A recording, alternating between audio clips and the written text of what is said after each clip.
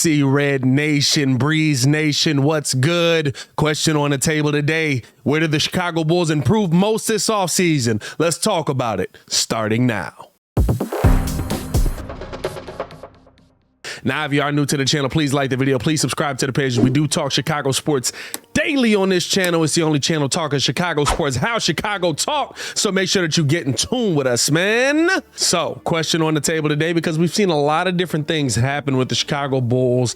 Not huge moves, right? But very small moves that you have to say that the Chicago Bulls did improve in different ways. But where did they improve most? That's the question on the table, right?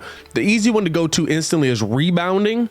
Of course, they're going to be a better rebounding team. You've got Andre Drummond and Nikola Vucevic, two top rebounders in the NBA on your team at the same time. That's an easy one to kind of look at, right? When you say, all right, how's this team going to be on the boards? And it's something that the Bulls absolutely needed to address, right? Because Nikola was really your only, I always want to call him Nikola Vucevic was really your only real rebounder of any size on this team, right? And especially when you got into that bench unit, it was something that the Bulls needed to address. And I think it's something that's definitely going to help them moving forward here. If you have Vooch and if you have Vooch and P. Will, right, both healthy, of course, health is going to be the biggest factor in this whole thing. But if you have Vooch and P. Will both healthy, and you are able to swap those guys out, and you're bringing off your bench Marko Simonovic, who hopefully is able to continue what we saw in game 1 of Summer League, not so much game 2 of Summer League, and Andre Drummond. That's going to keep you with the ability to grab boards off of the glass and also have a team on the court that's going to be able to push the ball off of those boards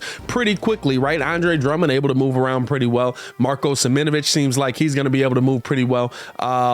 Patrick Williams taking off. We know Vooch is going to be able to get it out, especially if you've got Lonzo, Ayo, and those guys like there getting ready to start the break, right? So that makes the biggest difference to me.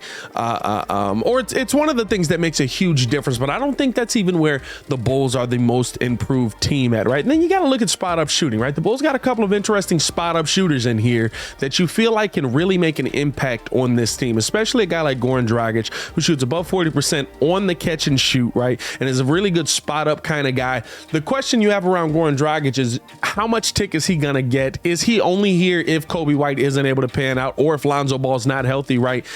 What kind of improvement are you gonna see in the offense if Goran Dragic is getting a ton of minutes? I think that's the part that kind of concerns me around him, right? Because he's 36 years old. You know, if he wants to be that spot up guy, that's fine, right? But as a 2 guard, I don't want to see Goran Dragic as a 2 guard, which means he's running the point, which means Ayo Dosunmu is not running it. So you feel like the Bulls kind of addressed it, but you almost don't want to see Dragic on the court, right? He's kind of a last ditch effort, but I do think the Bulls will have improved when it comes to catch and shoot, spot up shooting, open shooters in the corner, right? And I think health goes into a lot of that as well.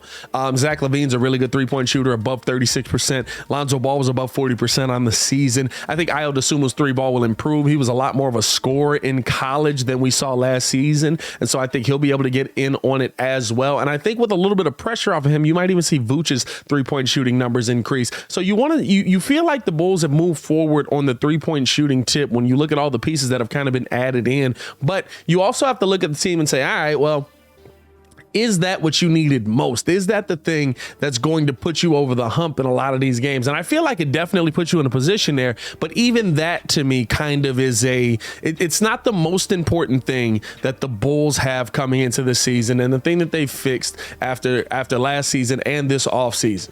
Now, before I continue with the video, though, I do want to know how you guys feel. Let me know in the comments below. I'll be down there talking with you as well. Where do you think the Chicago Bulls have improved most this offseason? I'll be down there talking with you as well. Can't wait to hear from you guys, man.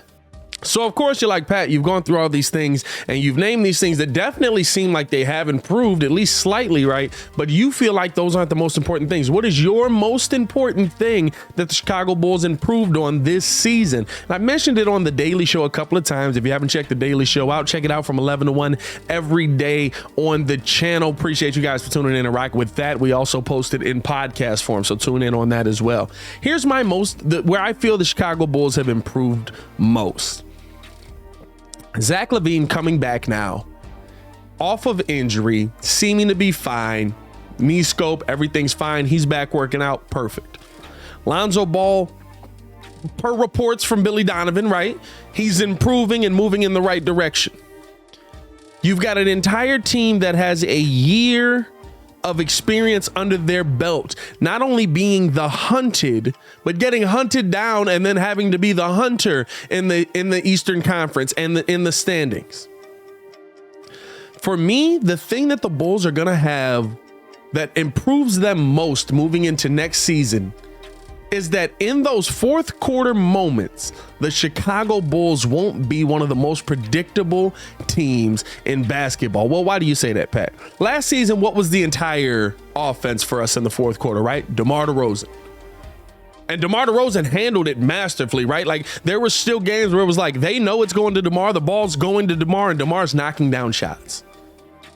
I think the predictability of the Chicago Bulls in the fourth quarter is going to be completely different coming into this season. You're going to have a healthy Zach LaVine. You're going to have DeMar DeRozan. You're going to have hopefully Alonzo Ball that's going to be able to come back. I think that now you're going to see options for the Chicago Bulls in that fourth quarter, and it's going to make it much harder for teams to be able to defend DeMar DeRozan, right? It's going to make it much harder for teams to be able to defend Zach LaVine, especially if they're moving in the right direction. And if you're able to get, now granted, right, health changes all of this. They got to be healthy. But if you're able to get a healthy Patrick Williams next to a Vooch for an entire season, and you see him take a step, whatever that step may be, it's going to take pressure off of Vooch that we didn't have, that was always on him last season, and we didn't really have that release valve for Vooch to be able to do more in those fourth quarters, right? You kind of had to rely on him. Hey, listen, we need you to rebound because you're the only guy we got. Now you're talking about a player who possibly can go out there and even be able to get you going offensively. Now I think a little bit of Billy Donovan's scheme is going to have to change in that, and that's going to change kind of the way that things are going. But I think the predictability of the Chicago Bulls is where the Bulls have improved most, and it's how they're going to win a lot more of these games, right? Because teams are still going to be looking at DeMar DeRozan saying, "Hey, listen,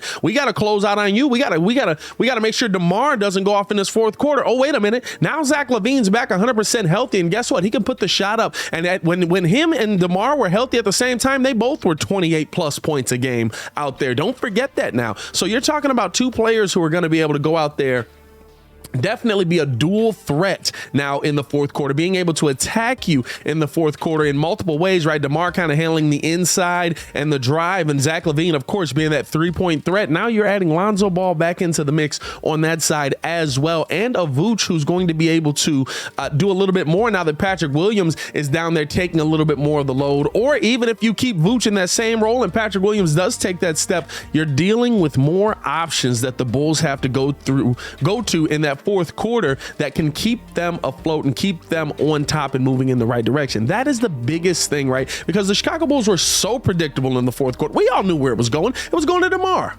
Everybody in the world knew where that ball was going. And guess what? When it got to playoff time, that's where the Bulls had trouble, because they were so used to that ball going to DeMar that nobody else knew where to be, what position to be, how to get nothing done. And they weren't able to knock down shots. There weren't enough guys that could knock down shots, right? Like, there was so much predicated on DeMar being the best player on the team that when DeMar wasn't the best player on the team, the Chicago Bulls didn't have enough to get the job done. Now you're talking about also the fact that your bench is actually going to be able to be your bench. Ayo Dosunmu, Kobe White, whether he's on the team or not, that's yet to be seen. But Kobe White, Alex Caruso, these young fellas, and Dalen Terry and Justin Lewis, Andre Drummond, right? That's a bench.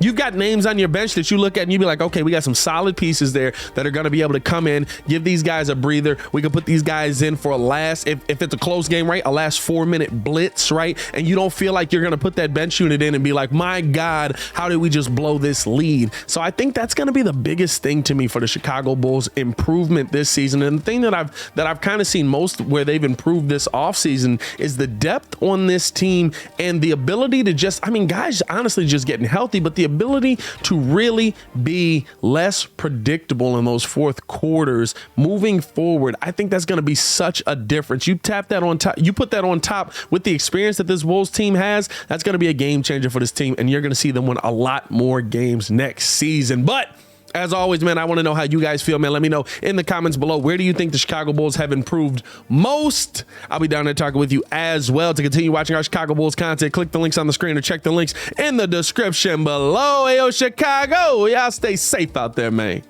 Peace.